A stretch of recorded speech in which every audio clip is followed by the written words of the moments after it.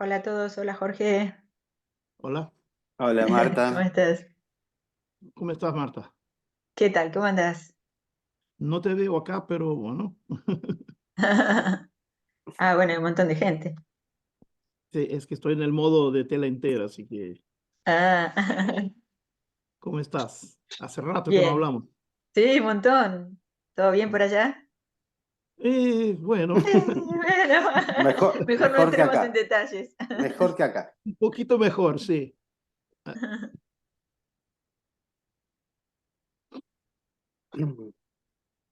Bueno, Bueno, entonces sí, ya podemos arrancar. Bueno, buenas tardes.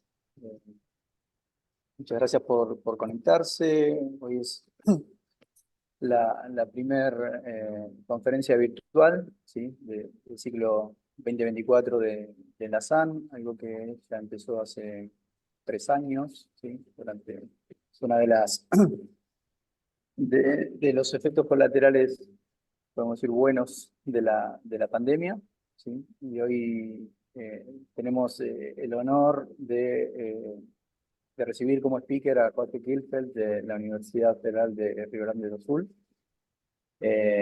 Bueno, Alejandro, sí, de Lorenzi lo va a presentar. hola. Gracias. Gracias, Diego. Hola a todos, todas, todes. Gracias, Jorge, por el tiempo.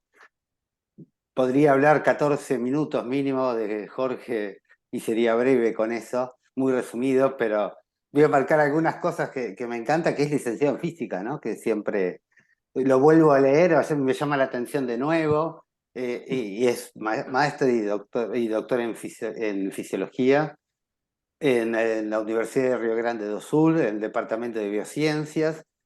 Algo de remarcar de Jorge, que también pertenece a una escuela del comportamiento, a la memoria, y es un ex discípulo de los tantos que ha tenido Iván Izquierdo. ¿Cuántos discípulos habrá tenido Iván Izquierdo, Jorge? mm, Rápidamente, un número, mm, ¿cuántos? un montón, pero trabajando con memoria quedamos pocos. ¿Qué es Entonces, un montón? Es un número un rápido, un montón, montón. formó como a 30, 40 personas. 30, 40. Más. Jorge, más. Jorge dirige Mm, el laboratorio de psicobiología y neurocomputación. A mí siempre me costó el nombre psicobiología del laboratorio de Jorge, pero vamos a ver cómo hoy se enmarca en la charla que nos va a dar. Aparte de eso, cuando está en eso, trabaja siempre en los programas de neurociencia. Por supuesto, es un integrante muy activo de la Sociedad Brasilera de Neurociencias y Comportamiento, lo digo en español. Eso, y un importante miembro también, siempre muy activo de la IBRO y de la FALAN. Ha trabajado activamente con investigadores argentinos, de destacar aquí, que los reconocen, Diana Jerusaliski y Víctor Molina. La charla que nos va a presentar de hoy, el título lo dice por sí misma, a mí me encanta cómo es esto de la neocorteza, la arquicorteza, el palio y cómo va jugando y nos va a presentar esas ideas hoy, pero también Jorge es un gran divulgador y trabaja en Feria de Ciencias activamente y escribe en el Scientific American de Brasil. Así que Jorge, mil gracias por darte tu tiempo para contarnos parte de tu historia experimental reciente. Bueno, muchas gracias por tus palabras gentiles y exageradas. Eh, la verdad, yo escribí hace unos años, después paré. Lo más importante que hacemos es un podcast que ya tiene 15 años. Eh, es el segundo más antiguo del país. Pero bueno, Y miles de visitas, y miles de visitas. digamos, bueno, iniciaría entonces agradeciendo la invitación de ustedes, tan gentil, y es un gran honor estar acá hablando.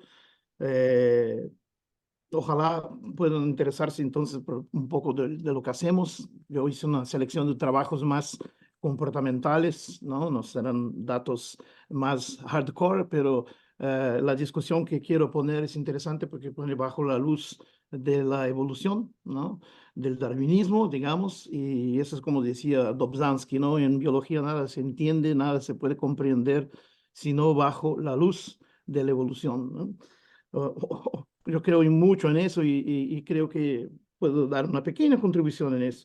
Y también como palabra inicial, quería quiero prestar mi total solidaridad a los colegas científicos argentinos por lo que están pasando, que es una versión peor de lo que pasamos nosotros y aún estamos sufriendo. Es una situación difícil, ¿no? Porque es la lucha contra el fascismo que es anticiencia. Y básicamente lo está demostrando claramente con eso todo que está el ataque al CONICET, por ejemplo, es más o menos lo mismo que se pensaba hacer acá y están haciendo ahí. Pero bueno, la lucha hay que seguir y la mejor forma de hacerlo es haciendo ciencia también, e yendo a la calle, ¿no? Bueno, perdonen mi castellano si falla aquí o allí, ¿no? No soy un hablante exactamente nativo. Pero bueno, el título acá es un poco quizás pretencioso, pero el tema que trabajo es la consolidación sistémica, ¿no? Es una fase tardía de la consolidación de la memoria que básicamente integra distintas áreas del encéfalo en lo que sería el engrama más completo de la memoria, la traza de memoria distribuida, ¿no? Y la idea es que eso remonta a escala el proceso filogenético, porque los datos de áreas como hipocampo, corteza entorrinal, corteza infralímbica y algunos más que voy a mostrar sugieren eso. Bueno, la memoria es como los grandes problemas de la ciencia, es un rompecabezas con muchas partes. Voy a elencar algunas de ellas que creo que son importantes para construir el tejido de las ideas que quiero poner. La primera idea es claro, es el modelo que tenemos los que trabajamos en farmacología de la memoria, que se llama el modelo de la consolidación de la memoria o de la teoría de la consolidación, que es un modelo que apareció con Miller y Piltzer en 1900, justo en la virada del siglo XIX para el XX, y, y es una idea importante de que el proceso de, digamos, de estabilización y almacenamiento de las trazas de memoria es un evento no instantáneo que toma tiempo y tiene un tiempo de varias horas, incluso en que es inestable. Y eso lo han demostrado ya en estudios desde el fin del siglo XIX y otros en humanos y múltiples veces demostrado en humanos y animales a lo largo del siglo XX, ¿no? La memoria que aparece en esa figura acá es la que nos interesa, es la long-term memory, ¿no? Long-term memory lo definimos de manera pragmática, pero no es un tema cerrado, como digamos todo lo que va más allá de las 6 horas iniciales después de la experiencia y todos los procesos neuroquímicos y otros que se dan inmediatamente después de ello. Pero la ventana exacta en que comienza la long-term memory es muy difícil de precisar, ¿no? La memoria, como no es un evento instantáneo, tiene fases. La fase de aprendizaje, que es lo que llamamos todo de aprendizaje comúnmente, la llamamos nosotros de adquisición. La idea es que estamos adquiriendo información de contexto y otros elementos. Seguida entonces del proceso de consolidación, el almacenamiento y la codificación de la traza de memoria, ¿no? Y bueno, en los protocolos experimentales podemos testear si el animal aprendió o no, haciendo el retrieval, la sesión de tests, donde se observa cómo evoca aquella experiencia. Es decir, vemos cómo una experiencia anterior modifica la conducta, el comportamiento, como se ve en la evocación, ¿no? Entonces, por mucho tiempo esa era la única manera de visualizar la memoria, que es decir, ver el cambio de comportamiento, de behavior, porque no había ninguna manera de mirar adentro del sistema nervioso y ver la memoria transitando y circulando. Como hoy ya más o menos estamos aproximando de poder hacerlo, ¿no? Hay varios tipos de memoria, no voy a entrar en eso, pero básicamente las más interesantes e importantes son las explícitas en mi trabajo, ¿no? En humanos se llaman, hay episódicas y semánticas, pero en animales no se puede hablar exactamente de memorias episódicas por razones obvias, y utilizo la terminología de memorias explícitas, ¿no? Que introdujo Spire, si no me erro mucho, ¿no? Bueno, hipocampo es una área central para la memoria y puede decirse que esa nuestra área, digamos, de farmacología de la memoria realmente tiene una fecha de nacimiento, que puede decirse es la publicación del paper de Milner y Scoville en 1957, describiendo el paciente Henri Mollison o Henry Mollison, porque era americano, ¿no? Que fue entonces operado, una cirugía para tratar de epilepsia, y hubo la remoción, como ven acá, ¿no? En la columna izquierda, una remoción significativa de toda el área de la formación hipocampal, incluyendo amígdala y partes de las cortezas adyacentes, comparado aquí con una persona normal. Y ese paciente tenía una epilepsia muy brutal y básicamente el foco estaba ahí y desapareció la convulsión, pero hubo una consecuencia inaudita en ese momento, que fue que el paciente se recuperó y no conseguía formar nuevas memorias. De alguna manera, eso que fue removido contenía, digamos, la estructura llave para la construcción de la traza de memoria, para la consolidación de la memoria, si quieren decirlo. Y él vivió el resto de su vida, y vivió bastante, hasta los 80 y pocos años, ¿no? Básicamente viviendo todos los días el mismo día otra vez, ¿no? Y fue estudiado largamente por Brenda Milner, que es una de las heroínas históricas de nuestra área, que incluso aún vive, tiene 105 años y está activa allá en el Hospital del Cerebro en Montreal, ¿no? Y ella lo acompañó hasta su muerte y haciendo tests y otros. Fue que hasta la descripción que hace de las limitaciones que él tenía es, digamos, el embasamiento de mucho de lo que hacemos. Otras cosas fueron apareciendo en otros momentos con estudios de animales principalmente, como la conciencia de que no es solo el hipocampo que está involucrado en formar memoria, sino muchas otras áreas, seguramente la corteza, pero en un primer momento estudiarla no era lo más simple. Hoy sí es posible. Pero en ese entremedio surge el modelo de Multiple Memory Systems de White y Packard, ¿no? Y es una idea de que hay una división de roles, de papeles en la formación de la memoria entre distintas áreas, como por ejemplo los componentes emocionales en amígdala, los componentes explícitos declarativos en hipocampo, ¿no? Y otros motores y otros en caudato, y así otras áreas también, ¿no? Que es muy importante porque eso abre la avenida para pensar que la memoria, cuando establece el supuesto engrama, el término que Richard Simon propuso en 1904, es que esa traza está realmente distribuida largamente y es difícil de visualizar, es difícil de acompañar, y eso es las dificultades que tenemos hasta ahora, en buena parte son debido a esa característica. Un punto de nuevo, porque lo toqué apenas marginalmente, el hipocampo, importante para la memoria, al tiempo se descubrió que su organización, digamos, el eje largo de la anatomía de él, donde se puede decir que tiene la región dorsal y ventral, en ratas es muy claro eso, son regiones del hipocampo que tienen conectividades distintas. Por ejemplo, una de ellas se conecta directamente con el medial prefrontal cortex, a la otra no, tiene que usar intermediarios. Y también procesan elementos un poco distintos, siendo que la ventral tendría un poco más relación con las componentes emocionales de la memoria, pero eso marginalmente voy a mostrar unos resultados rápidos. Lo más importante son las áreas corticales, porque no hay muchos estudios, digamos, con distintas áreas. Se eligen normalmente una área y todos trabajan casi en eso, ¿no? Y la área del momento, como veremos, es el cingulado anterior, ¿no? Pero importante que el tema de las áreas corticales es más antiguo, hasta que el paciente HM viene del trabajo de Ribot en 1881, que es un trabajo clásico. Él dirigía un manicomio con pacientes de traumas craneanos que tenían mayoritariamente amnesias brutales, y observó que la extensión temporal de la amnesia, disculpe, la extensión temporal de la amnesia era, digamos, directamente proporcional a la extensión de la lesión, ¿no? Y más de las cosas más recientes desaparecen antes que las más antiguas. Es decir, uno pierde la memoria para atrás, cada vez más para atrás, pero las más antiguas persisten. Y eso es un dato fundamental, porque si las memorias todas hacen eso, hay que explicarlo, ¿no? Y la cuestión es, ¿qué área cortical? ¿Cuál? ¿No? Entonces, hay varias, ¿no? Trabajé con algunas de ellas a lo largo de los años, pero no muy sistemáticamente como hice con cingulado anterior y ahora un poco más con infralímbico.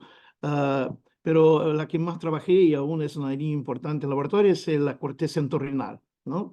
Y la corteza entorrinal lateral en particular. Sobre la corteza cingulada anterior es una área importante. Por ejemplo, ese trabajo acá de Franklin y compañía, cuando trabajaban con Alcino Silva, una colaboración ahí, muestra que farmacológicamente tú puedes bloquear la evocación de la memoria con intervalos largos de tiempo entre el entrenamiento y el test. Si lo haces en los primeros días, la primera semana, no hay efecto. Es como si esa área no fuera responsable, digamos, por la evocación de la memoria reciente, que está en los primeros días o hasta 1 o 2 semanas. Pero para las memorias llamadas remotas, las que se van así de semanas en adelante o meses, sí, como ven, el efecto es significativo, el bloqueo, ¿no? Con 18 y 36 días. Eso abrió un tema importante, pero no fue exactamente novedad, pero la verdad es que el simulado anterior, ¿no? Es la área más usada por casi todos tomaron el tren A, como se puede pensar acá en la idea Fucking común. Ucranians, putos ucranianos, dejen a Rusia libre. Rusia tomará el mundo, fucking Eso Ucranians. es una Fucking invasión. Ucranians, dog. Fuck you, Ucranian dog. Homeless, maldito Se homeless, puede, deja se hablar. podrá eliminar a la persona. Estamos teniendo interferencia, Lilian. Homeless, homeless, Eso es una Pero shut up, no invasión. se lo puede, no shut se up, lo homeless. You puede can't sacar. let me, I am God. Oh, ok, sí. Esos son problemas del Zoom. El Zoom es muy vulnerable, por eso yo no uso Zoom, yo uso solo software libre. Pero bueno, a ver si se va.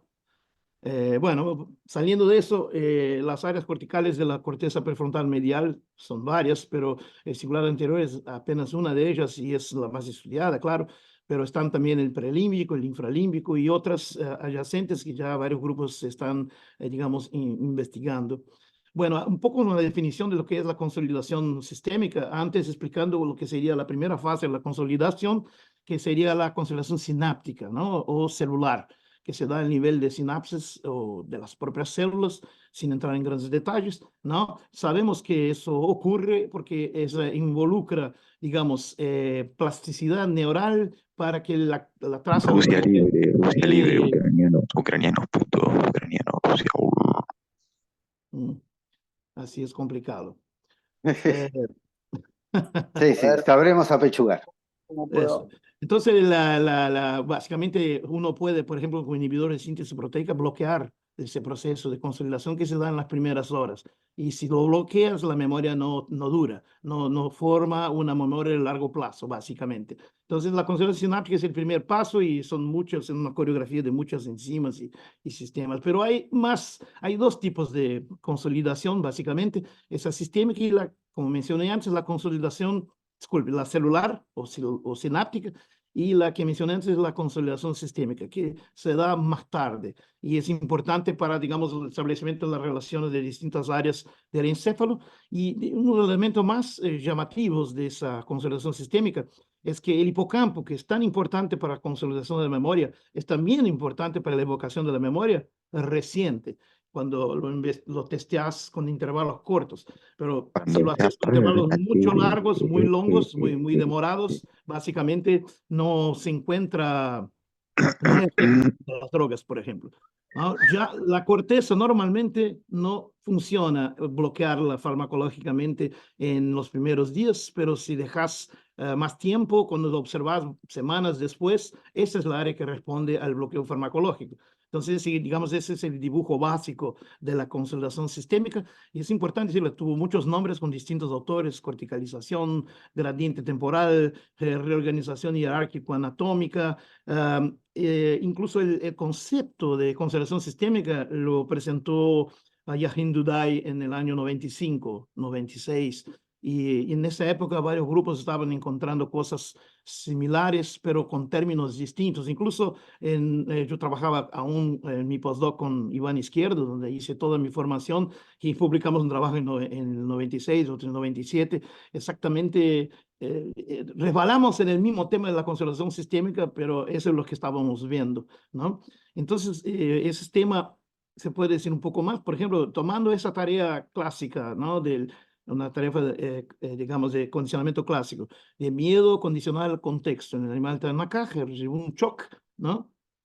Y si haces el test en distintos intervalos temporales, por ejemplo, un día, 7 días o más, una cosa interesante es que si haces una lesión del hipocampo de un animal antes del test, claro, con un día tenés que hacerlo antes todo, ya el animal ni aprende, pero con 7 días puedes hacerlo casi en el medio, después más tarde, más fácil, pero el hecho es que subtrayendo la presencia del hipocampo, ¿no? La evocación es imposible en memorias recientes, 1, 7, 14 días. Pero si hacer la lesión de hipocampo y testear el animal a los 28 días, y acá estoy suponiendo que la lesión fue hecha en el intervalo, no antes del entrenamiento, ¿no? Lo que pasa es que a los 28 días no importa nada que no tenga el hipocampo, porque la memoria está igualmente buena, el freezing que exhibe es similar, y eso significa que otras áreas han asumido, digamos, el control, el comando del proceso de evocación. Y eso es lo que digamos, expresa muy bien esa idea. Ya estaba ahí también en 92, pero sin nombres, ¿no? Retrograde amnesia en ese caso.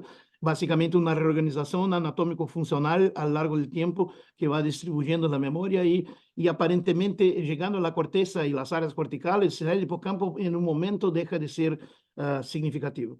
Acá una observación importante. Ni en humanos ni en animales todas las memorias tienen ese curso temporal, ¿no? La consolidación sistémica es un fenómeno restricto a algunos tipos de tarea. Esa es una limitación importante. E incluso con la tarea de miedo condicionario, que funciona bastante bien, depende también de varias cosas como la intensidad del entrenamiento y algunos aspectos del tipo de estímulo que usas, si no es muy fuerte y todo. Es decir, hay boundary conditions, hay condiciones de contorno sensibles que comandan lo que va o no a hacer ese tránsito de dejar de estar en el hipocampo. Bueno, es una observación aparte. Aquel trabajo ese antiguo, el 96 que hicimos, por ejemplo, aquel momento bloqueábamos a hipocampo y amígdala simultáneamente y bilateralmente, eran 4 cánulas por animal, ¿no? Acá usamos el CNQX, un bloqueador de AMPA, y ven que, por ejemplo, inyectando pretest con un intervalo de un día, tanto en la amígdala y hipocampo, pero cuando en corteza entorrinal y corteza parietal, que sería neocórtex, ¿no? El CNQX en ese experimento fue efectivo y produjo amnesia, ¿no? Se hace 31 días después, hipocampo y amígdala ya no contestan más, ¿no? Ya no hay más efecto. De hecho, el cambio se dio en los días intermediarios, hasta hicimos trabajos próximos. Pero la corteza entorrinal y parietal, las dos cortezas que no son iguales filogenéticamente, anatómicamente, pero son cortezas, ¿no? Las dos siguen contestando, respondiendo al efecto del fármaco. Cuando haces el test a los 60 días, ya ni hicimos hipocampo y amígdala, por supuesto, pero ahí sí la entorrinal dejó de, digamos, de participar, pero la parietal siguió actuando. Entonces ya un poco desesperado, ¿será que un día dejará de hacerlo? Testeamos a los 90 días y seguía ahí respondiendo al fármaco. Disculpen el gráfico feo, esa estadística no paramétrica, era necesario con esa tarea, el step down inhibitory avoidance, ¿no?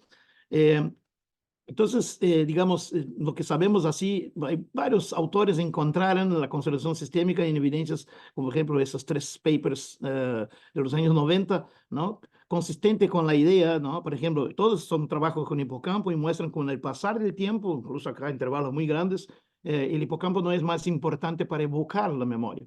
Y el trabajo que mostré antes, ¿no? Que es otras áreas corticales sí asumen esa responsabilidad y pasan a ser, digamos, responsables por la evocación. Es como si fuera una corrida de bastón, no sé si así se dice, esa que uno va y pasa al otro y el otro sigue, ¿no? En nuestro laboratorio hicimos algunas confirmaciones de eso por otros motivos, pero, por ejemplo, acá comparando en este experimento en particular con números un poco largos, porque el protocolo es un poco distinto de lo que usamos hoy, es un poco más intenso. Acá comparamos hipocampo dorsal con corteza cingulada anterior y como ven, el mucimol inyectado pretest en el hipocampo es amnésico a los 2, 20 y 35 días, pero no, ya no más a los 45, que es un poco tardío, pero era una tarea más fuerte. El cingulado anterior, todo lo contrario, es decir, 2, 20 y 35 días ya no tenía efecto, pero a los 45 ya tenía. Claramente la corrida de bastones acá se puede visualizar. Y la idea de la conservación sistémica en las tareas y modelos donde aparece el resultado, ¿no?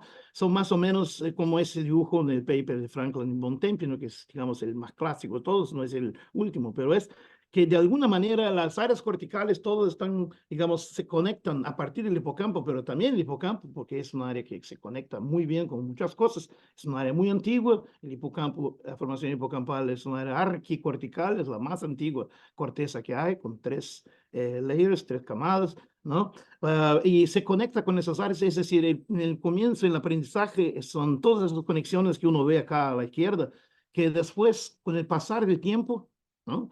digamos, van enfraqueciendo, van quedando más débiles y las conexiones entre las áreas corticales involucradas por esa memoria se refuerzan a punto de que el esencial de esa memoria es preservado, pero ya no la participación del hipocampo. Es como si el hipocampo delegara a la corteza, toma, ya asumí eso, hágalo y es con ustedes. Eso no viene gratuitamente porque la corteza tiene varias distinciones importantes, el neocórtex de áreas como hipocampo o otras áreas del encéfalo, que sea, porque en la corteza las conexiones son más esparsas y es todo más lento. Entonces se conectan bien, pero lentamente y selectivamente, y eso explica cambios cualitativos de la memoria que se observan cuando haces un test ya con las memorias son remotas. Una de las características es que las memorias pierden precisión, ¿no? Y eso es interesante si observamos acá, ¿no?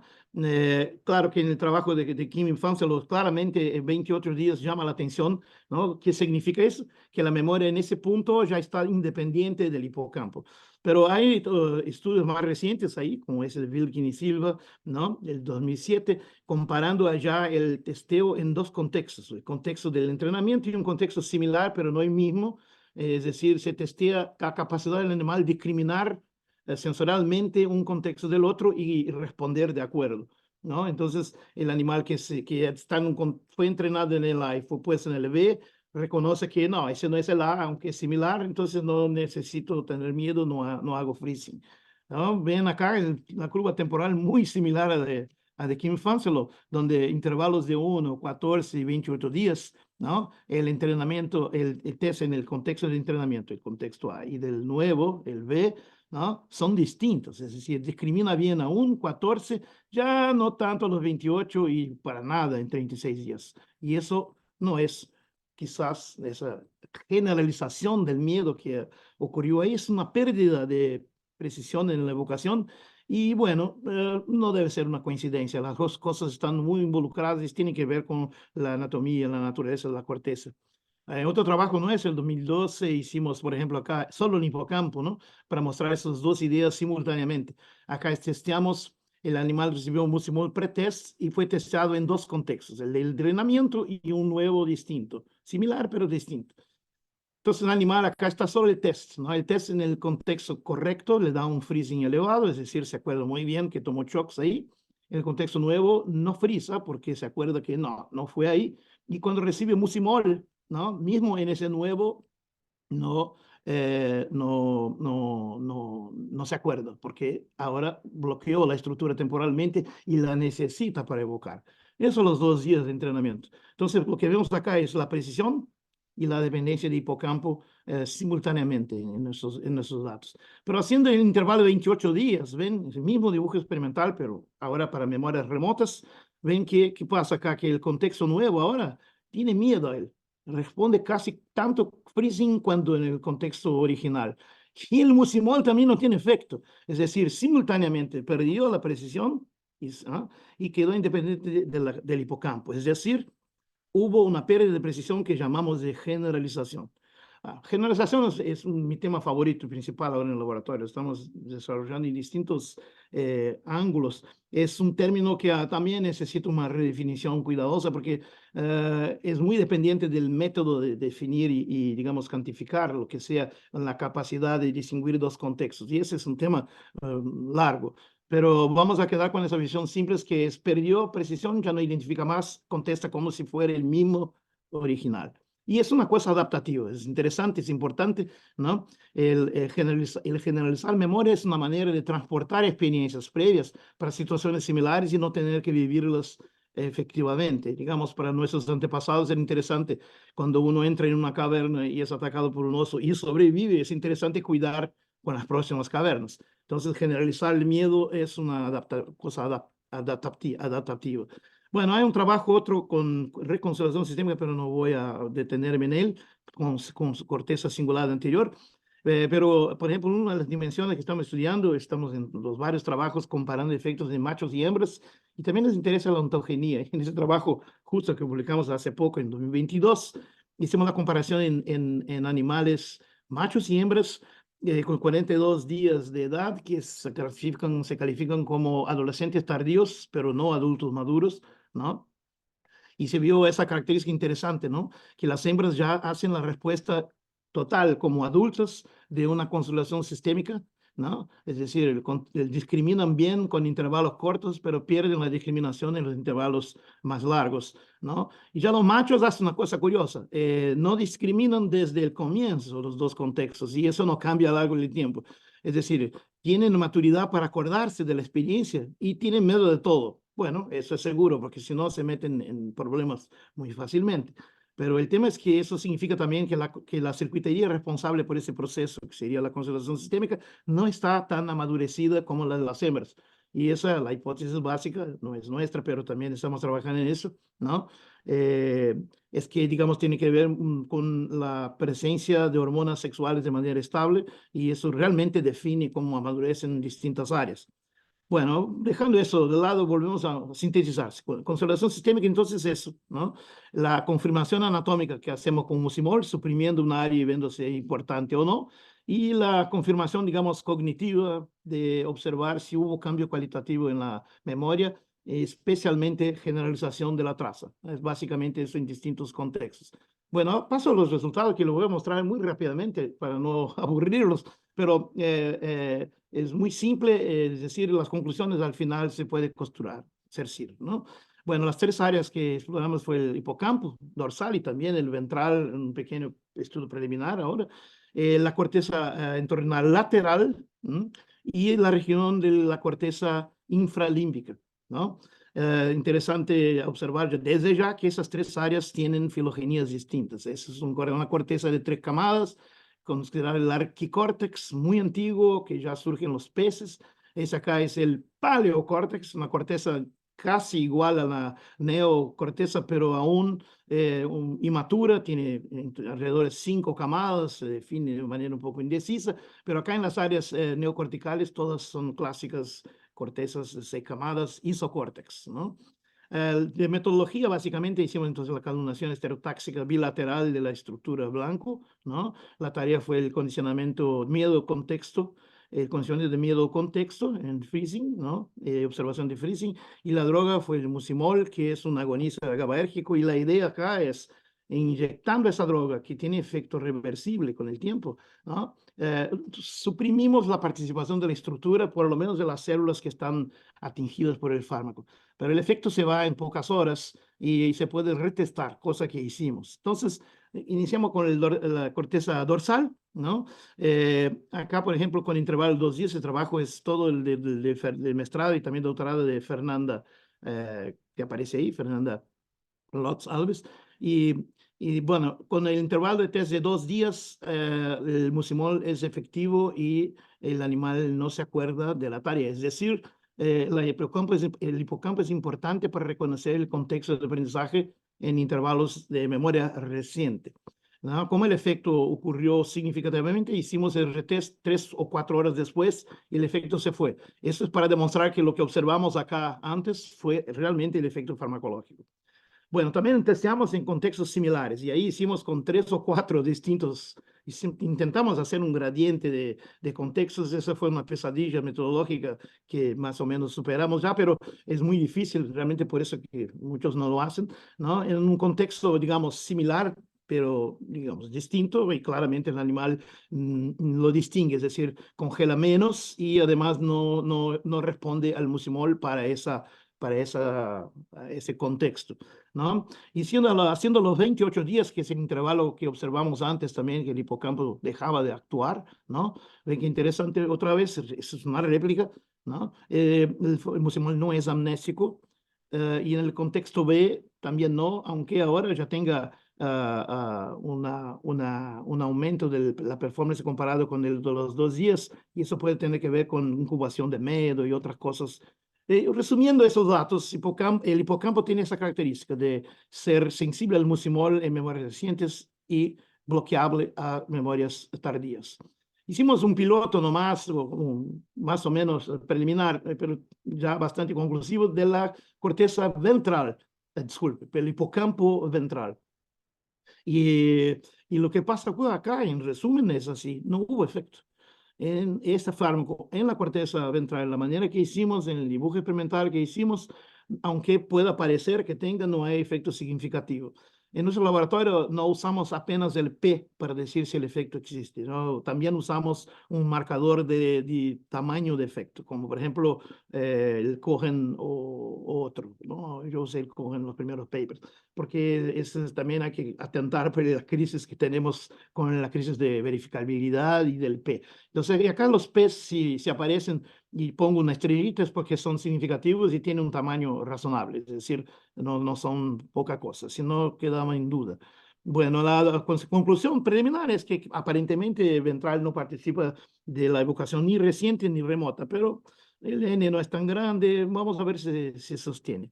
Bueno, llegamos al área que estudiamos más, que es la corteza entorrinal lateral, ¿no? Que nos interesaba por varias razones, incluso porque en esa corteza hicimos trabajos 30 años antes, entonces quería ver todo lo que se repetía ahí. Entonces, a los 2 días, consistente con lo que pasó con la corteza cingulada anterior antes, el fármaco no es efectivo, no afecta la evocación a los 2 días. Digamos, la interpretación es que la corteza no es responsable por evocar en ese momento. Quizás es responsable por otras cosas que no estamos viendo, pero no evocar, ¿no? Con el contexto B, la diferenciación de respuesta es clara, es decir, tiene menos freezing, reconoce la diferencia, pero también no hay efecto ninguno. Inclusive testeamos 2 tipos de contextos similares con gradaciones distintas, ¿no? Como ven, tienen respuestas distintas esos 2 contextos, pero en ninguna de ellas hubo efecto del fármaco. Entonces, a los 2 días, no importa el grado de similitud o no, tú no encuentras efectos del mucimol, de la supresión de la corteza lateral entorrinal bilateral, ¿no? A los 28 días sí hay efecto, es decir, es amnéstico, ese efecto desaparece a las 3, 4 horas, entonces el efecto es apenas del fármaco, ¿no? El efecto se propaga a la tarea B, que es similar, pero ni tanto, ¿no? Y ese efecto desaparece en pocas horas, es decir, también es del fármaco apenas, y ya no hay efecto en el contexto C. Y de hecho, planeamos, el contexto B es más similar al A do que el B. Tiene cuestiones de piso y otros y tamaños más similares de que después voy a mostrar un poco una figurita sobre eso. Bueno, a los 45 días, a ver qué pasa. Fuimos a 45 días, el efecto ya no está más presente en la corteza entorrinal, es decir, apareció intermediariamente, desapareció a los 45, ¿no? Y en resumen, tenemos ese perfil, ¿no? Digamos, la corteza entorrinal hace algo parecido en la primera mitad de acá, ¿no? A lo que hace la corteza cingulada anterior en los trabajos anteriores, pero observada más tarde deja de actuar. Y eso es importante, ese hecho, porque si es una corteza paleocortical, una área intermediaria, que realmente es intermediaria, todo el proceso de entrada y salida de información al hipocampo y después retorno a las áreas corticales para fixación y estabilización del engrama, ¿no? Su rol también es temporario, como el de hipocampo, pero es un poco más alastrado en el tiempo, ¿no? Vamos a discutir eso después. Y por fin, las áreas corticales, acá hicimos una replicación de estudios anteriores apenas para mostrarles, ¿no? En la corteza cingulada anterior, y como ven acá, a los 2 días no hay efecto de mucimol, a los 28 sí hay, ¿no? Ese efecto pasa en pocas horas, es decir, es apenas del fármaco, y en resumen tenemos ese perfil que es el mismo que apareció en otros papers anteriores nuestros, ¿no? Y es significativa la diferencia a los 28 días. Pero, ¿y la corteza infralímbica? ¿Qué pasa en él? Entonces, esa era una de las preguntas importantes que hicimos en este trabajo. Y básicamente a los 2 días no tiene efecto, ¿no? Más o menos obedeciendo la lógica de cortezas.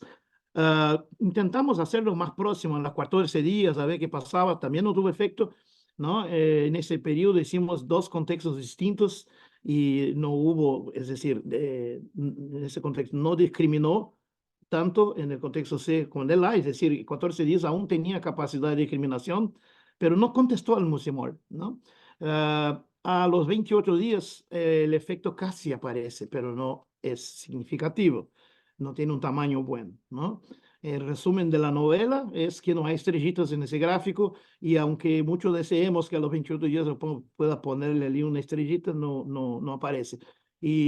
Pero se puede decir que es una tendencia si pensamos en el número de animales que están involucrados en ese experimento, que sería 8 y 9 animales. se puede contestar que el N no es tan grande, pero el efecto fue digamos, no hay un efecto de diferencia significativa, apenas una sugerencia, ¿no? En resumen, las 4 áreas que más enfocamos, la corteza, el hipocampo dorsal, la corteza entornal lateral y el cingulado anterior y el infralímbico, son esos los perfiles, digamos. Ven que las dos cortezas acá tienden a comportarse de manera similar, pero acá el efecto no fue significativo.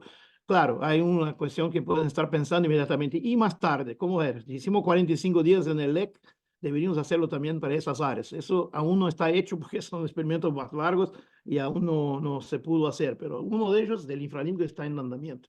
Y vamos a ver qué pasa. Puede que realmente queden significativamente distintos o vuelvan a reunirse y la diferencia es mucho menor. No sabemos.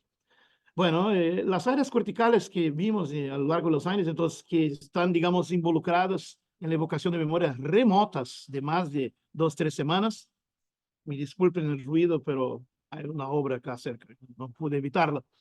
Son la corteza parietal posterior, bilateral, de experimento antiguo, la corteza cingulada anterior y el infralímbico, o como sugerencia, porque no fue tan significativo, ¿no? Entonces, la idea esa de conservación sistémica está difundiéndose de manera importante y varios grupos ya se dedican a ese tema, ¿no? Y lo intento estudiar con esas herramientas más modernas de optogenética, quimiogenética y tal. Yo mismo estoy empezando algunas de esas técnicas para hacer mis preguntas con ellas, pero esencialmente sí hay una reorganización anatómica con el pasar del tiempo involucrando esas distintas áreas. Y ven que el hipocampo desaparece de acción antes de los 28 días. El entorrinal entra en acción después de la memoria reciente, pero no por mucho tiempo. Y la corteza cingulada anterior entra en acción a los 28 días. En un trabajo anterior fue a los 45 días significativo. Tenemos que hacerlo también, pero acá, pero eso sería una réplica de resultados anteriores. Y el infralímbico no fue significativo, pero fue sugerido. Bueno, ¿por qué el infralímbico no dio igual? ¿No? Eso hay razones que se pueden discutir. Una de ellas es que, esa es la crítica que me hicieron cuando presenté para colegas allí en Houston año pasado, ¿no? Es que gente que trabaja con expresión de miedo, exactamente, son discípulos de Greg Quick, que estaba visitando, y es bien descrito la circuitería de esas dos áreas de la corteza prefrontal medial, el prelímbico y el infralímbico. Es muy bien descrito las conexiones que hace con distintas regiones de la amígdala, controlando la expresión de miedo. Entonces, básicamente el prelímbico, digamos, estimula el miedo a aparecer y el infralímbico lo inhibe. Y la pregunta que hicieron cuando miraron mis resultados con infralímbico acá, que, digamos, sugería un efecto, fue que, ¿cómo puede que sea amnésico si es un área que inhibe la memoria y tú la suprimiste? Y bueno, entonces es un problema concreto que es metodológico y quizás no sea soluble. Yo trabajo con memorias de miedo y, por tanto, cuantifico la expresión del miedo.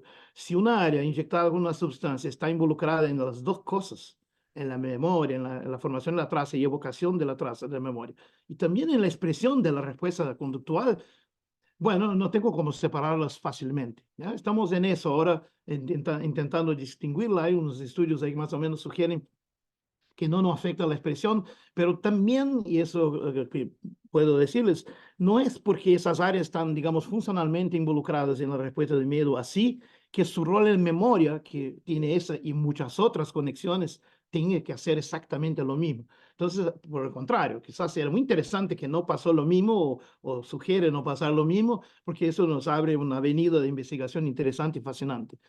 Bueno, la última cosa que quiero un poco desarrollar es esos modelos de rutas de información sensorial, ¿no? Que tenemos, a ver si consigo sacar acá porque no veo nada. Espera, no. Las rutas de información, toda la información sensorial entra por las áreas primarias de la corteza y va de ahí a abajo, es decir, a las áreas paleocorticales entorrinales, ¿no? Pasando por parahipocampal en la entrada y por perrinal en la salida, y de ahí llega a la camada del paleocórtex, ¿no? Por distintas áreas del entorrinal, y nosotros trabajamos con la LEC por ser área de salida de la evocación, ¿no? De formación del engrama. Pero el nivel más bajo es exactamente el área más antigua y más sencilla. más sencilla, pero muy rápida de procesar, que es el hipocampo y su circuitería trisináptica, ¿no? Yo me gusta pensar el hipocampo como un triturador de recuerdos de distintas modalidades que los assemble, ¿no? Que los reúne ahí y saca el esencial en eso y después envía informaciones a las áreas que saben lo que cada modalidad sensorial vivió y deja a ellas con la información esencial, ¿no? Eso tiene que ver también con esa clasificación ahí de Eichenbaum y otros en el camino del que pregunta lo qué y el que pregunta en dónde, ¿no? El what stream y where stream, pero no voy a entrar en eso, ¿no? Que está la idea del embudo, ¿no? Pasando por esas áreas. Y otra teoría que hay que mencionar acá, que es un norte en nuestro laboratorio y quizás en casi todos, aunque muchos no lo declaren, es quizá la teoría más importante de memoria después de la teoría de la consolidación y de los hechos con el paciente HM, que fue la teoría del índice hipocampal, ¿no? Del índice. Es un sumario, ¿no? La idea de Tyler y de Shena de 1986, que básicamente reivindicó verdadera y se replica significativamente, que es la idea que cuando uno forma una memoria, ven acá, ¿no? El hipocampo es digamos, construye un mapa de las áreas de la corteza que contienen los componentes de esa memoria, ¿no? Y ese mapa, digamos, ayuda a evocar la memoria en intervalos cortos. Después de ese mapa queda, digamos, con cambios plásticos en las conexiones, pero no se expresa espontáneamente porque necesita de un test. En el momento del test, lo que pasa es que el test va a dar dicas, va a dar informaciones parciales del contexto, por ejemplo, y eso es suficiente para activar el índice original que te habría formado y el índice original recluta otra vez las mismas áreas y tiene la evocación completa. Eso es lo que se llama también completamiento de padrones, ¿no? Y es lo que garantiza la precisión de la evocación. Las memorias episódicas son muy, muy precisas y las memorias explícitas en animales como esa de miedo también son bastante explícitas, bastante precisas como ustedes vieron. La idea acá es como si el hipocampo mantuviera un montón de cuerdas donde controla las distintas áreas y no puedo dejar de pensar en eso que ven a la izquierda acá, que es una hemp house, que los bastidores de un teatro clásico aún son así, donde tener las distintas cuerdas de las distintas cortinas y escenarios y otros para controlar toda la secuencia del espectáculo. Es más o menos esa la metáfora que me pasa por la cabeza. El segundo punto es que la teoría del índice también engloba lo que vemos como generalización de memoria, porque lo que pasó en la generación de memoria acá es que, por ejemplo, dos memorias distintas, la 1 y la 2, que tienen incluso sobreposición de informaciones, por ejemplo, dos experiencias distintas en el mismo contexto, ¿no? Van a ser dos índices distintos. Y entonces, esencialmente, en la memoria reciente pueden ser evocados separadamente sin problema. Pero, ¿qué pasa cuando se consolida significativamente con el tiempo, ¿no? Cuando pasa la consolidación sistémica y solo la corteza contiene esa información de esa experiencia? Ya el hipocampo dejó de estar ahí y va a estar en otras cosas. Bueno, cuando esa área está así, ¿no? Tenemos la generalización, ¿no? Y ahí vemos que, de hecho, la corticalización acá, la separación de patrones desaparece y, digamos, hay una pérdida de precisión porque en la corteza las conexiones son esparsas y lentas, como mencioné anteriormente, ¿no?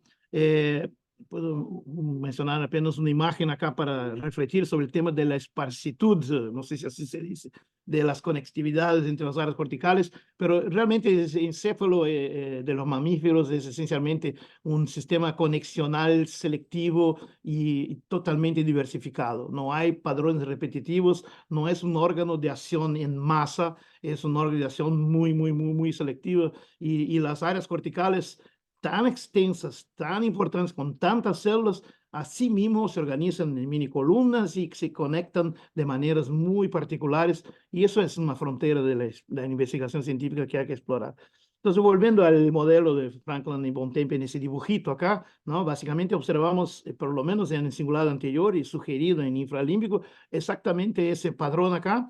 pero hay trabajos más recientes, ¿no? Donde se pone el papel de la corteza prefrontal como una especie de conductor maestro del proceso, ¿no? Y que de alguna manera activamente incluso hace la supresión del hipocampo. Hay datos en ese sentido, yo no creo tanto, pero hay datos interesantes así. Y digamos, la corteza prefrontal sería el que coordina, sustituye el índice de memoria del hipocampo en la corteza. Él tendría un índice, ¿no? Yo ya me aproximo del final, ¿no? Esa cuestión de la especialización del eje longo, eje largo del hipocampo, dorsal versus ventral, ¿no? Mencionamos rápidamente. Y quería agregar solo un último dato, acá recuperando un trabajo con mi querida amiga y colega Diana Jerusalinsky, que trabajamos juntos a tantos años que no, ni podemos decirlo, ¿no? Que es feo, pero en 94 hicimos ese trabajo que fue la cosa más loca que hice en mi vida, hicimos, ¿no? Que el animal, como ven, tenía 6 cánulas, ¿no?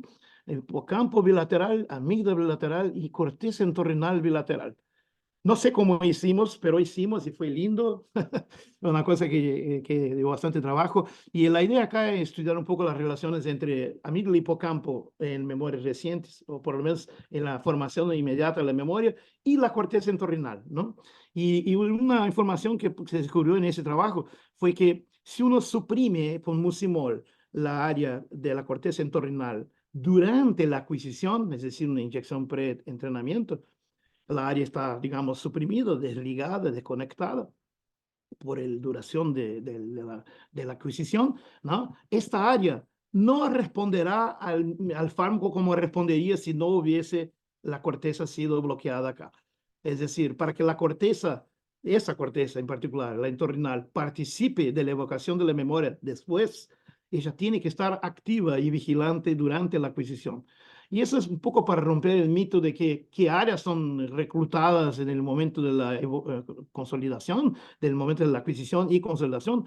Bueno, no hay duda, casi todas, ¿no? Pero distintos involucramientos van a definirse ahí, distintas responsabilidades.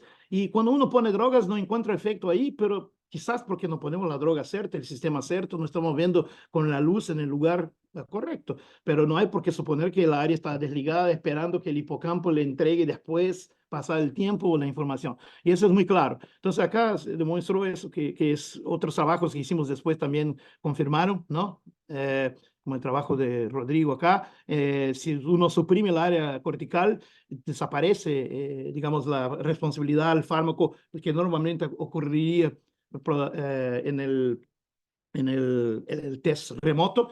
Y aquí en este trabajo inclusive demostramos que el núcleo reunions es el eslabón de conexión entre corteza prefrontal cingulada anterior, ¿no? Y el hipocampo dorsal, porque bloqueando ese tipo de efecto no aparece. Ese es uno de los candidatos a intermediario porque el hipocampo dorsal no se conecta directamente a la corteza esa. Bueno, todos conocen el modelo de MacLean del encéfalo trino, ¿no? Que es una conservación filogenética y de hecho hay, como mencionó, el arquicórtex, el hipocampo, la formación hipocampal, paleocórtex, las regiones, digamos, de entorrinal y muy adyacentes, y isocórtex o neocórtex, todas las regiones más recientes, ¿no? Y ellas parecen estar escalando la filogenia y la cuestión es por qué parecen estar escalando la filogenia. Como ven, primero el hipocampo es importante, después la corteza entorrinal y más tarde, las áreas neocorticales. Es llamativo que hacen un percurso, ¿no? Remontan esa montaña de complejidad filogenética. Y bueno, esas 3 áreas esos 3 conjuntos de áreas, todos están en una región anatómica que es el pallium, ¿no? Entonces, su ontogenia ya sugiere que hoy se desarrollan en la ontogenia, ¿no? Digamos, en una región conjunta, pero en los antepasados que no tenían las áreas más desarrolladas, desarrollaban apenas las partes anteriores, ¿no? Entonces hay muchas evidencias indirectas, ¿no? Que justifican toda esa conectividad, ¿no? Y básicamente hay toda una historia evolutiva importante. El palio es una área fundamental. Acá son imágenes sin ser proporcionales en tamaño y muestran, digamos, el distanciamiento evolutivo entre sus antepasados, todos de los mamíferos, ¿no? Entonces, esa región del palio generó todas las áreas importantes para memoria. Es básicamente lo que se puede concluir. El hipocampo en particular, ¿no? Tiene esa característica de ser una corteza toda ¿no? Deformada, curvada, incurvada, y metida incluso con el destacamiento del giro dentado, que se pone como una área un poco desconectada, ¿no? En términos de camada de células principales. Pero es una área muy antigua igual, ¿no? Así los peces originalmente desarrollaron esa área, ¿no? Tenían varias funciones, incluso quizás otras, como por ejemplo se postuló mucho tiempo que la corteza surgió primero como un coadyuvante del olfato, pero hoy nadie habla del olfato ahí, lo que quedó es la nomenclatura arcaica de la región renal, ¿no? Y un último punto es la que memoria, y ya sí, 56 minutos, la relación entre memoria y mapeo espacial, mapeo de contexto. Aquí recordar el trabajo de Jeffrey Gray, el trabajo, ¿no? De todas las place cells, las grid cells y todo lo demás, ¿no? Es notable también ese aspecto. El hipocampo hace un mapeo de posición puntual para cada contexto en que vive, experimenta. Ah, en la región entorrinal hace la grid, ¿no? Es decir, organiza, coordina, rige ese mapa de distintas células del lugar y construye, digamos, una representación un poco más simple digamos, para fines de tomada de decisión, pero también deben estar por detrás de la formación de memorias. Y ven que son funciones distintas, una más primaria, otra un poco posterior, y entonces hay una analogía que se puede trazar acá. Y el BLEC, el cingulado anterior, la corteza entorrinal lateral, disculpe, ¿no? ¿Qué es? ¿No? Y acá ven el mapa cómo se posiciona como una área intermediaria hoy funcionalmente entre lo antiguo del hipocampo y lo nuevo de la corteza, ¿no? Y de hecho es como si fuera, acá ven un trabajo de mapeamiento de cómo entra la corteza entorrinal como intermediario entre regiones de prefrontal, por ejemplo, y el hipocampo, cómo ella se mete ahí y de alguna manera ejerce un rol de mediador de la complejidad espacial y cognitiva. Entonces, por eso el entorrinal tiene esas características de tiempo un poco más tardío, pero hace funciones muy importantes, muy destacadas, ¿no? Y esa es la pregunta que nos hacemos cuando empezamos el trabajo. ¿Para qué sirve la corteza entorrinal? ¿No? Y ella surge, como ven en ese dibujo acá, surge después del hipocampo, pero de hecho lo importante hoy es que se interpone como un mediador distinto, importante, en todo el tránsito de información de las regiones neocorticales, sensoriales primarias y otras, y el hipocampo, el triturador de memorias. Y eso, así termino. Les agradezco la paciencia, la atención y puedo contestar algunas preguntas ahí por algún tiempo.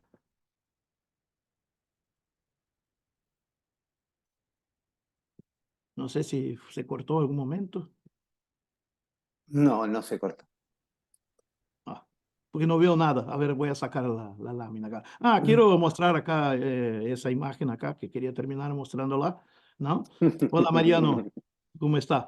Entonces, como dicen en comienzo, nuestra solidaridad total. Puse acá el lema del Instituto de la Fiocruz, que es Ciencia y Salud para la Soberanía y Democracia. Es nada menos que eso, está en juego. Entonces, entendemos perfectamente y estamos muy orgullosos con su lucha. Ojalá consigan, ¿no?, develar el peligro que están viviendo. Ese es mi grupo actualmente, ¿no?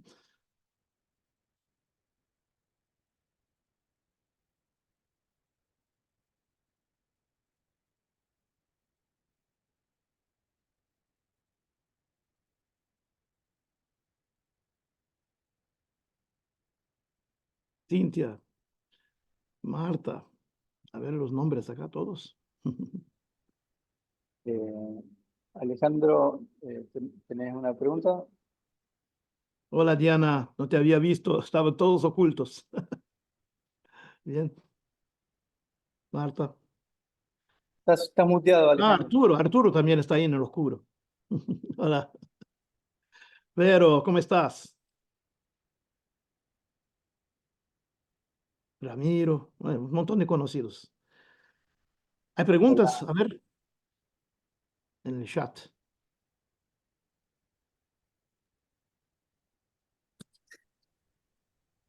Gracias, Jorge. Sí, medio impresionante cuando uno te escucha todo esto junto. Pensando en esto que vos es muchas preguntas, una sola, no muy rápida. ¿Vos pensás entonces que quizás por eso algunos animales más primitivos que cosean solo arquicortezas y demás no puedan tener memorias de tan largo término? ¿Y esto puede hacer una construcción para que sea imprescindible para memorias que duren toda la vida en animales que viven años? ¿Puede haber alguna relación de eso? Es interesante la pregunta, la verdad que no sé contestarte, porque no conozco mucho la fisiología de peces, no sé si tienen memorias que se van más fácilmente, honestamente no sé. Eh, eh, no sé si alguien sabe sobre memoria de peces. Hay varios grupos que trabajan, pero yo no sé. Pero, digamos, tiene una cierta lógica lo que decís, ¿no? El tema es que también que los animales como peces, hoy no son los peces antepasados nuestros que tenían apenas el hipocampo. Entonces, no se puede comparar, ¿no? Porque todos los animales hoy se desarrollaron al mismo tiempo como todos nosotros. Estamos todos, digamos, al par, ¿no? Y, digamos, muchas cosas más deben haber surgido en esos animales que tienen hasta ahora una área, una corteza muy, una pequeña protuberancia, pero sin... Hola, Gastón, ¿cómo está? ¿No? Básicamente, todos estamos desarrollados lo mismo, entonces ni hay como estudiar un animal que solo tenga el hipocampo, pero puede ser que sí, ¿no? No sé, no tengo idea.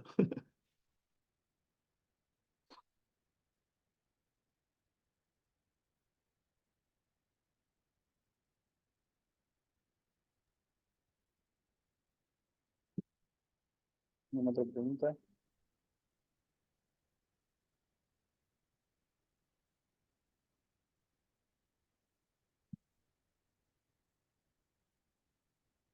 Por suerte terminé en 55, ¿no? A ver, confirmen el tiempo. Es Sí. tengo el No, problema de hablar demasiado, ¿no? Así que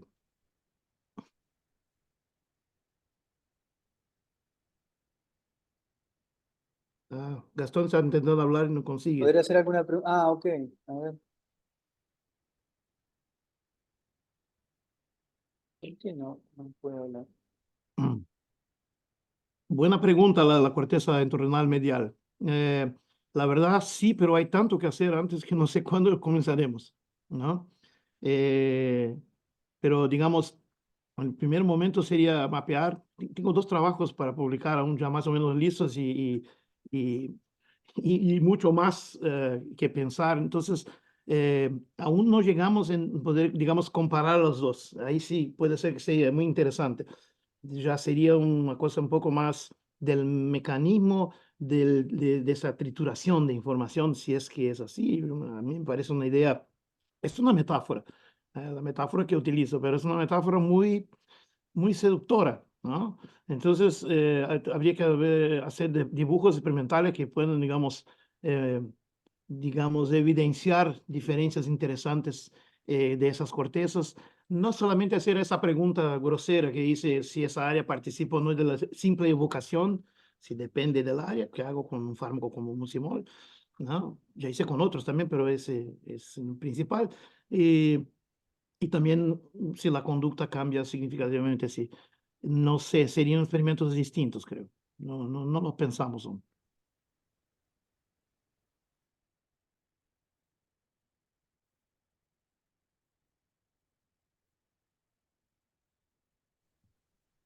A ver, Jorge, te apareces muteado. A ver, hay un problema con...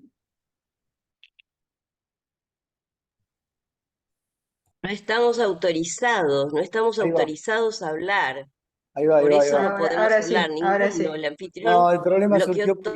Ahora porque sí, listo. había habido interrupciones de gente extraña, entonces se mutearon todos por default, entonces quedó esto activado. Por eso, ahí va. Ok. Sí, yo lo vi, pero tuve que hacer un artilugio para poder decirte esto porque les escribí, porque no sabía qué hacer para... Bueno, una maravillosa charla, muchas gracias, George.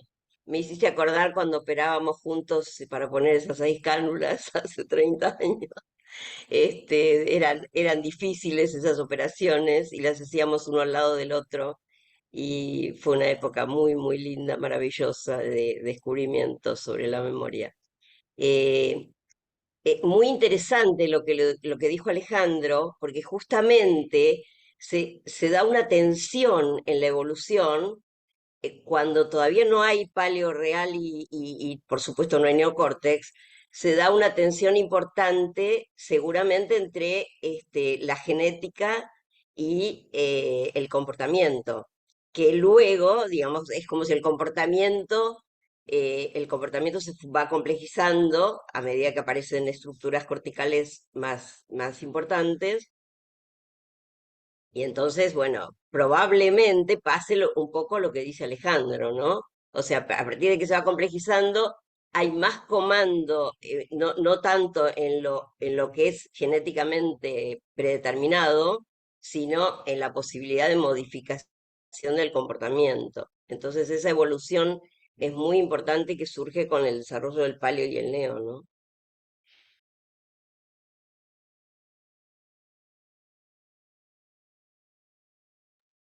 Jorge, estás George, silenciado. no te escuchamos, estás Estás muteado. silenciado.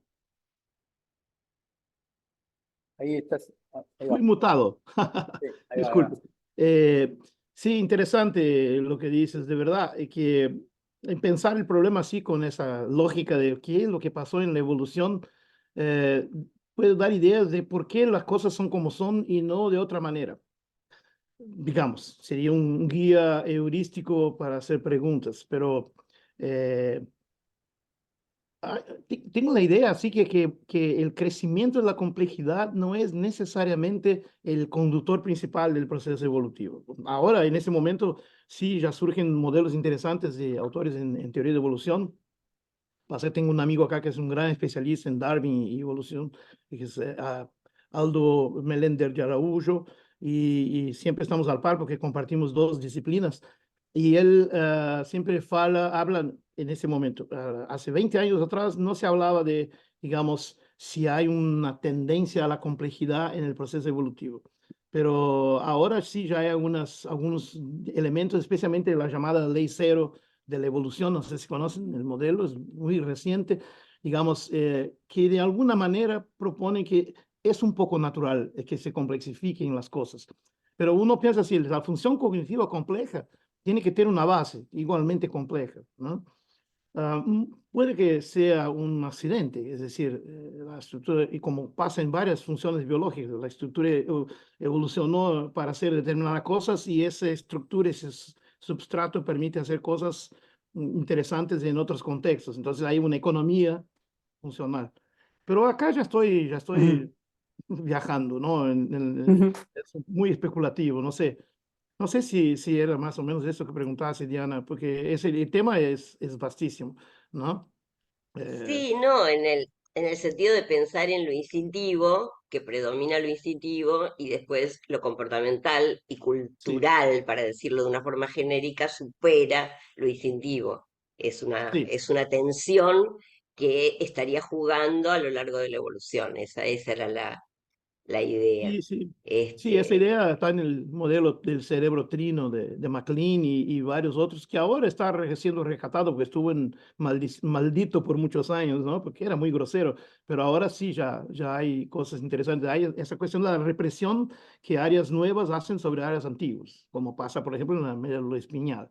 ¿No? La médula espinal es básicamente todo organizado jerárquicamente así.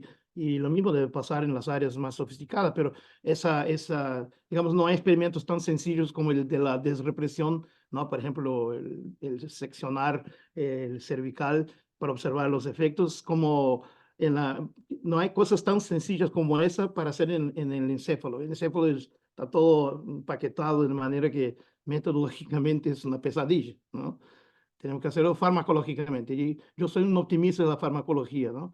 Sabemos que no es perfecto, pero tantas cosas se pueden descubrir básicamente haciendo ese ajedrez. Eso lo aprendí con Iván, con Jim Magot también, que digamos, son los digamos, grandes creadores de esa área, impulsionadores, que es posible desarrollar esos ajedrezes y sacar conclusiones. eh, hasta antes de hacer recomprobaciones en aspectos más morfológicos, funcionales, como ahora se puede hacer. Pero hay que hacer todos, claro.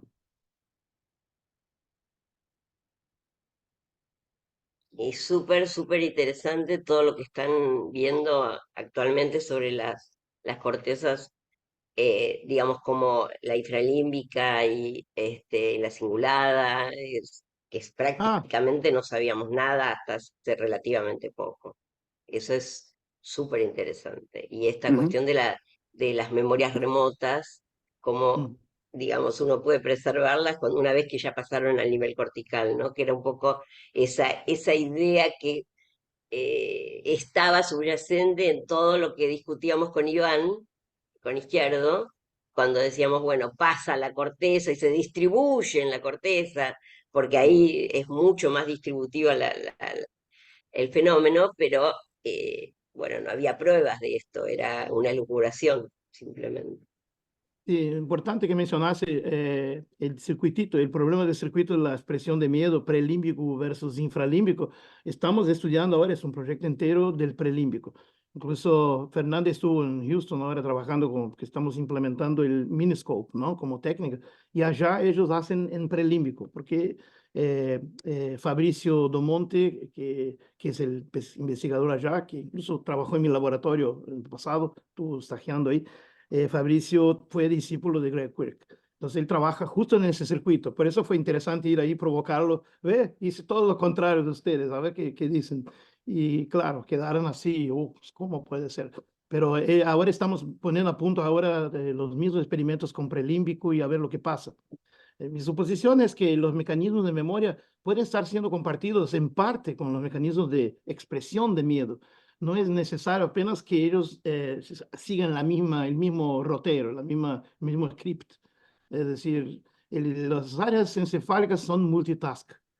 Por ejemplo, el hipocampo es absolutamente multitask. Es una área central para la formación de memoria y esencial para la formación de mapeo de contexto. Son funciones que pueden conversar y apoyarse, pero hay cosas distintas, ¿no? Entonces es fascinante eso, ¿no? La misma neurona puede estar haciendo cosas en dos funciones distintas. Ujú. Yo levanté la mano nomás, porque yo sigo, no voy a hablar de expresión porque me voy a aburrir a todos, pero sí, Jorge, ¿no te parece que esto también habla un poco de la idea de Eichbaum acerca de que el hipocampo no es nada de navegación espacial, sino es un lugar de memorias de procesar y reorganizar distintos tipos de memoria? Viste que él dice que lo espacial en la memoria del hipocampo es solamente una metáfora para ver esto organizacional. Y Ujú. mostrar que cómo deja de depender de esto, es también, me parece que hace hincapié en eso, cómo el hipocampo no es necesario para traer estas memorias contextuales, también habla de la idea original de Howard Eichmann acerca de eso. Sí, Me sonó es mucho verdad. eso. El gran Eichenbaum, que yo lo admiro muchísimo y tiene mucha razón. Pero vea que los que ganaron el Nobel ahora fueron los del Place y Grid Cells y no, no Eichenbaum et al. Eso, digamos, Por para eso digo. para nuestro campo aún queda bastante, tenemos más cosas que mostrar, ¿no? Por suerte, lo de ellos, digamos, se completa bastante ahí con esos datos y es un hecho, son hechos, no hay que discutir. El tema es que de ahí a decir que una área hace principalmente eso o otro, es un poco una cuestión de definición y es hasta personal. No, Eichenbaum tiene ideas buenísimas en varios contextos. Yo lo quiero mucho así en ese contexto, cómo divide los tres tipos de memoria y todo, pero quizás sea un poco exagerado, digamos, cuando quiere, digamos, tirar el hipocampo así de ese canto, ¿no? De ser esa función, porque de hecho lo que dice está correcto. El tema es que también hace otras cosas, ¿no? No sé, no sé, ya no quiero viajar mucho en eso. Viajar en portugués se dice boludear, así, andar. Disculpe el termo, Diana. Bien. Vos, Gastón, querías hacer una Sí, pregunta. Lo único, Diego. Jorge, solamente para avisarte, Sí, son 3:17. Vos estás controlando la hora porque... tendría más unos 5 minutos, digamos, No, no, y bueno. tengo que irme. Le pido No, muchas disculpas. entonces, No me quedaría la no, tarde no. toda hablando con ustedes. Sí, es un placer. No, no pasa nada. Después, en todo caso, nos escribimos. Jorge no quería. Sí. No, para que no se te extienda si tenés que irte, no hay problema. Solo Pero pensar, solo pensar tal vez de que en torrinal, la porción lateral y tal vez la dorsolateral también no sea solo una estructura más que se involucra de alguna manera tan sencilla o no en un proceso de memoria. En ese sentido, de esa cuestión multitasking que decías, y también, como decía Ale, que no aburrir un poco con el proceso que sigue, tal vez no, porque vos evocaste la memoria, pero eso es totalmente activo. ¿Han estado trabajando algo en ustedes en ese proceso de desestabilización, reconsolidación de la memoria, junto en esta estructura fundamentalmente? Sí, sí, el trabajo de Rodrigo que pusimos y el otro de Lucas que apareció antes Sí. donde mostré precisión y hipocampus dependencia es un trabajo donde hacemos reactivación. Es que no mostré los datos todos. Hay varias formas de interferir. Por ejemplo, lo más importante con observación sistémica no dice, que es lo que puse en una revisión que hice en 2019, es que ese tiempo desde la consolidación sináptica hasta la evocación remota, cuando lo haces más largo, ¿no? Ese tiempo es fijo o es maleable. Y si es maleable, ¿qué es lo que lo modifica? Entonces, los datos de esos experimentos ahí de los años 90 que mostré antes y otros más recientes, son varios ahí que tenemos, muestran que, bueno, depende de la intensidad del entrenamiento. Claro, eso es una cosa obvia, pero yo pensé, ¿será que puedo interferir en esa memoria y cambiar el tiempo? ¿No? ¿Por qué fueron 28 días o 45 días? ¿Por qué no fueron 10 o por qué no fueron 80? Por suerte no fueron 80 porque no mataban con las ratas. Es muy complicado de hacer. ¿Verdad? Pero una suposición es que ese sería el tiempo, esa es una suposición que hago en la review que es un modelo que llamo de SORT, que el hipocampo es tan importante para formar nuevas memorias que necesita resetar muchas sinapsis para tenerlas libres para formar las próximas. Porque lo que más me llama la atención es que el hipocampo es una estructura chiquita, son pocos cientos miles de neuronas en humanos, ¿no? En ratas se puede contar las miles y pico que son, no son muchas. Entonces no tenés ahí substrato para tanto que, digamos, en la vida un animal va a necesitar aprender. Entonces me parece natural que es un sistema que tiene que tener un borrador, ¿no? Va, usa y lo limpia, ¿no? Entonces quizás ese tiempo que encontramos porque el hipocampo dejó de actuar, es el tiempo del borrado innato que el animal tiene. Esa es la hipótesis, ¿no?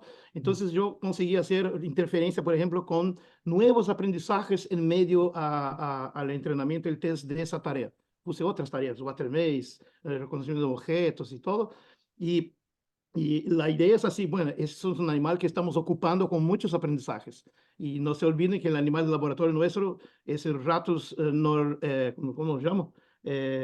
Nortedius, ¿no? Que es un animal más entediado de la galaxia, porque tu vida es comer, dormir, mexer ahí en la maravilla, en la paya, esa tiene en su casa moradía, y una experiencia en su vida y lo matan. Así que es pobre, qué vida, ¿no? Pero entonces, si el animal aprendió una cosa y 28 días ya no está más, quizás es el tiempo de reset del sistema, pero ¿y si aprende otras cosas? Tiene que usar más sinapsis. La idea era meterle más experiencias de manera que esa sinapsis se usase y necesitase, por ejemplo, adelantar el reset. Y fue exactamente lo que pasó. Cuando interpones aprendizajes nuevos, el tiempo encorta. Va en 3 semanas, 2 semanas, ya hace consolidación sistémica. Es decir, ya generaliza, ya pierde precisión, ya no contesta más el hipocampo. Es decir, el hipocampo se resetó antes porque necesitaba. Curiosamente, cuando pusimos reconciliación, alguien preguntó, no, Gastón, de las reactivaciones, cuando interpusimos reactivaciones cortas en el mismo contexto, pasó lo contrario. El tiempo de reset se alargó, hubo un delay, ¿no? Entonces quedó más tarde. Bueno, con ese hicimos un modelo basado en ese que está publicado en Frontiers in Synaptic Neuroscience en 2019. Modelo teórico, se llama teoría SORT, ¿no? Ni me acuerdo qué significa el SORT, pero tiene que ver con el reset, ¿no? Y el tiempo de reset, que es flexible. Pero es todo hay mucho que demostrar, pero es una idea, digamos, yo quería hacer sentido de lo que tenía en manos. Nuestra lucha principal es tomar los datos que tenemos y ver algo que haga sentido, porque nunca tenemos mucha cosa. Es difícil, pero ahí me pareció que las cosas más o menos se encajaban. Entonces, ves, todas las ideas son altamente dependientes de la teoría del índice de memoria. Y no es por poco que digamos, la alabo tanto, porque realmente es muy importante. La mayor parte de la gente trabaja con ellos sin darse cuenta o sin saber, pero ese es el raíz, la idea de que el hipocampo construye índices y esos índices tienen que ser resetables, si no, no dan cuenta. Gracias por la respuesta, Jorge. Mm, Buenísimo. Nada. Bueno, entonces, ahora eh, sí me aproximo ¿Todavía de... puedo preguntar algo? Dale, Diana. No puedo salir sin Bueno. escuchar. No, solamente en la teoría del indexing, en el hipocampo de los índices, se plantea que en la evocación prácticamente, o sea, que en la adquisición se forma casi el engrama, o sea, al poco de la distribución ya está el engrama, y entonces en la evocación serían prácticamente las mismas neuronas, por lo menos cuando se distribuye, que están interviniendo.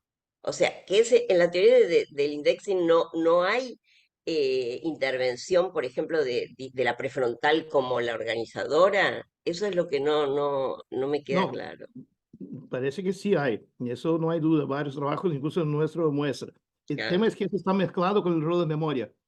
Es también difícil separar con ese experimento. Por eso no me gusta trabajar con el simulado anterior. Es una área responsable, pero working memory, por atención. ¿Cómo van a separar todo eso? Eso parece una claro. locura. Bueno, eh, y mira, la idea toda acá es que las memorias, digamos, se representan físicamente como las trazas de memoria. Su substrato sería el llamado engrama. Hay dos grandes teorías del engrama que más o menos disputan, el engrama celular o neural y el engrama sináptico. Yo soy adepto de la idea de que el engrama son las sinapsis, no las neuronas, porque entonces el substrato que tenés no son 100.000 millones de neuronas, sino cuatrillones de sinapsis, y eso explicaría, digamos, la capacidad de memoria de ese sistema. Ahí pienso como físico, ¿no? Porque trabajé con modelos, es una idea importante. Los modelos todos apuntan en esa dirección. Ah, pues ahora me perdí. Espera, ¿dónde estaba? Ah, No, está disculpa. bien. La cuestión es si interviene como organizador algo que no intervino antes, que es una parte de la corteza diferente como podría ser la prefrontal. Me acordé lo que iba a decir. Es decir, mi idea es así, más o menos dije antes, es que el engrama ese cuando se forma, en parte está en el hipocampo, pero está en otras partes, muchas partes.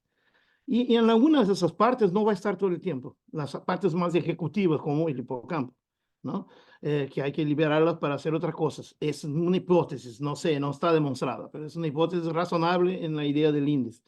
Entonces, me pienso que cuando una memoria se forma es una cosa lastrada, muy larga, muy distribuida. Incluso yo no creo cuando hablan los trabajos hoy, ponen engrama en el título, que están viendo el engrama. Están viendo una fracción del engrama con otras limitaciones que podría citar. Pero está bien, es un comienzo, hay que llegar ahí a las metodologías ciertas. Pero, y eso significa que la corteza prefrontal, ¿no?, medial puede tener un rol similar. Incluso en el modelo aquel que mostré antes, era el sustituto del índice de hipocampo, ¿no? Que controla, incluso inhibir el hipocampo, es una idea, ¿no? Y los datos sugieren. Y después controlaría a ella, sí, pero la idea es que esa corteza, que también no es tan larga, vamos a decir, siga permanentemente involucrada en las trazas de memoria y con el tiempo de la vida toda. No sé, no me convence. Me parece que hay que pensar que la traza de memoria sí está muy distribuida, pero hay áreas ejecutivas que no pueden estar involucradas todo el tiempo o toda la vida, y hay áreas, digamos, de almacenamiento que son muy extensas. Incluso pueden ser las mismas áreas, digamos, sensoriales secundarias y quizás primarias, porque un modelo que tenemos, porque también tenemos unos trabajos con esquema, que es otra cosa que está muy en moda, ¿no? Las memorias esquemáticas son memorias tan bien estructuradas que en verdad son conductas nuevas que el animal adquiere y no deja de usar más. Y yo pienso que los esquemas en verdad son memorias que están ahí junto a la área primaria que se transformaron en filtros nuevos. Básicamente, ya sé lo que va a pasar, entonces ya pongo un filtro para que las cosas anden más rápido, ¿no? Esa es una idea más o menos por encima de la idea de esquema. Entonces, no sé, pero digamos, tienes que pensar el engrama como una cosa distribuida y aceptar que no lo vemos aún, ¿no? Hay mucho que hacer. Tenemos empleo para mucha gente, ¿no? Y eso es bueno. Si no destruyen CONICET, mejor aún, ¿no? No tenemos becas, pero tenemos muchas preguntas. Muchas Sí, gracias, esas Jorge, no pueden maravilloso. fallar. Siempre es maravilloso charlar así. Gracias, un placer, un gustazo, como se dice, y disculpen si dice alguna palabra mala. porque mi castellano a veces me escapa. Ya hice algunas de esas en conferencias. Y bueno, creo que tengo que irme ahora. Te Bien. pido disculpas por tener que salir, pero agradezco más una vez el honor de la invitación. Fue un gran honor, estoy muy contento acá. Mi ligación con Argentina es muy fuerte, como saben, no solo porque Iván fue digamos, mi guía, ¿no? Mi maestro, pero también porque mi mamá es argentina y yo me crié en Buenos Aires, mi niñez, es decir, tengo una ligación muy fuerte con lo argentino, con los cisplatinos, digamos, particularmente con el uso del horario. No me gustan las mañanas tempranas. Bueno, les agradezco y bueno, solidaridad con la lucha y tienen mucho que hacer y estamos con ustedes. Cuando vaya a Buenos Aires voy a marchar juntos. Gracias, Jorge. Abrazo a todos, ¿eh? Nos Gracias, vemos. gracias, Gracias. gracias.